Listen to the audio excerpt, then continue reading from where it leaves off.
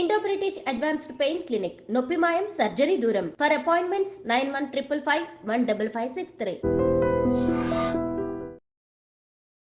నమస్తే, welcome to I dream inside politics with Kavitha.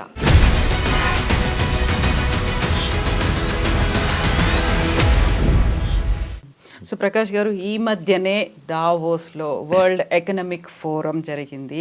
So ప్రపంచమంతా అటువైపు చూసింది. అందులోనూ పర్టికులర్గా తెలంగాణ రాష్ట్రానికి సంబంధించి భారీ ఎత్తున పెట్టుబడులని తీసుకొచ్చాము. తెలంగాణ రైజింగ్ బృందం 2050 టార్గెట్గా మేము వెళ్ళొచ్చాము. 1,78,000 కోట్లు. తెలంగాణలో ఇప్పటిదాకా ఇంత భారీ ఎత్తున పెట్టుబడులు ఎప్పుడూ ఒప్పందం కుదుర్చుకోలేదు. ఫర్ ద ఫస్ట్ టైం జరిగింది అనే మాట. దానికి సంబంధించి ఇన్ని రకాల వివాదాలు, ఆరోపణలు, వాళ్ళ మీద ఒక నమ్మకం లేకపోవడం ఎందుకని ఇలా వినిపిస్తున్నాయి మనం చూస్తున్నాం. ఇక్కడ రెండు కాంప్లిమెంట్స్ ఇస్తానమ్మా నేను. ఒకటి రేవంత్ రెడ్డికి, ఒకటి కేసీఆర్కి దావోస్ విషయంలో. ఓకే, ఫస్ట్ ఏంటంటే దావోస్లో సక్సెస్ అయ్యాడు రేవంత్ రెడ్డి. డెఫినెట్గా ఆయనను అప్రిషియేట్ చేస్తాను. రెండవది, పోయినసారి ఆయన దావోస్ పోయి వచ్చినప్పుడు సోషల్ మీడియాలో కానీ మీడియాలో కానీ ఆయన మీద చాలా విమర్శలు వచ్చినాయి. ఆయన మాట్లాడే ఇంగ్లీష్ సరిగా లేదని రకరకాలుగా వ్యాఖ్యానాలు చేశారు. కొత్తగా ముఖ్యమంత్రి అయిపోయాడు. ఫస్ట్ ఏంటంటే ఒక ఐటీ మంత్రి జనరల్గా అటెండ్ అయ్యే వరల్డ్ సమ్మిట్కి తను ఇనిషియేటివ్ తీసుకొని ఐటీ మంత్రిని ఎంబడి పెట్టుకొని పోవడం శ్రీధర్ బాబును, అది ఒక గొప్ప అభినందించాల్సిన విషయం. ఎందుకంటే ఐటీ మినిస్టర్ కమిట్ కాలేడు, ముఖ్యమంత్రి ఉంటే కమిట్ అవుతాడు. అయితే ఇక్కడ మనకేమైందంటే కేటీఆర్ ఐటీ మినిస్టర్ అయినా కూడా ముఖ్యమంత్రి కుమారుడు కాబట్టి, ఒక డిఫాక్టో చీఫ్ మినిస్టర్గా ఆయన పాలనలో వ్యవహరించాడు కాబట్టి ఎవరైనా దాన్ని తప్పు అట్లే అంటే ఆయన చెప్తే ఆమోదం ఉంది అని చెప్పి. కానీ రేవంత్ రెడ్డి ఏంటంటే అది గమనించాడు. ఆయన ఒక ముఖ్యమంత్రి పోకుండా శ్రీధర్ బాబు ఇండిపెండెంట్గా డిసిషన్ తీసుకోలేడు. వాళ్ళు కూడా శ్రీధర్ బాబుని చూసి పెట్టుబడులు ఇవ్వాలంటే సీఎం ఒప్పుకుంటాడో లేదో అనే సంశయం ఉంటుంది. బట్ అందుకు డెఫినెట్గా ఆయన నేను అభినందిస్తాను.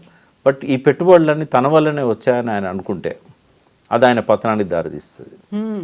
ఈ పెట్టుబడులన్నీ రావడానికి హైదరాబాద్ బ్రాండ్ ఇమేజ్ గురించి చెప్పడంలో డాష్ మీద ఆయన విఫలమైండు. కేవలం ఆ బ్రాండ్ ఇమేజ్కి క్రెడిబిలిటీ క్రెడిట్ అంతా కూడా చంద్రబాబు నాయుడుకు, రాజశేఖర రెడ్డికి ఇచ్చాడు. పొరపాటున కూడా ఆయన నోట్లో నుంచి కేసీఆర్ గారి పేరు రాలే. బట్ కేసీఆర్ రాకముందు హైదరాబాద్ ఇమేజ్, కేసీఆర్ వచ్చినాక హైదరాబాద్ ఇమేజ్ మనం చూసినట్టయితే వరల్డ్ ఇన్వెస్ట్మెంట్స్ని అట్రాక్ట్ చేసింది కేసీఆర్ పాలనలోనే. అంతకుముందు చాలా తక్కువ వచ్చాయి. చంద్రబాబు నాయుడు ఒక ప్రయత్నం చేశాడు, కొంత వచ్చాయి. రాజశేఖర రెడ్డి గారు ఆ ప్రభుత్వాన్ని కొనసాగించే క్రమంలో ప్రత్యేకమైన డ్రైవ్ లేకపోయినా కూడా ఒక ప్రయత్నం పొన్నాల లక్ష్మయ్య ఐటీ మినిస్టర్ ఉన్నప్పుడు కొంత జరిగింది. ఆయనకి ఇవ్వచ్చు ఆ క్రెడిట్. బట్ ఇక్కడ కేసీఆర్ గారు వచ్చిన తర్వాత 25,000 పరిశ్రమలు హైదరాబాద్కు వచ్చినాయి. అందులో ఫారిన్ ఇన్వెస్ట్మెంట్ చాలా ఉంది. మరి ఇవన్నీ పరిగణలోకి తీసుకోకపోతే ఎట్లా?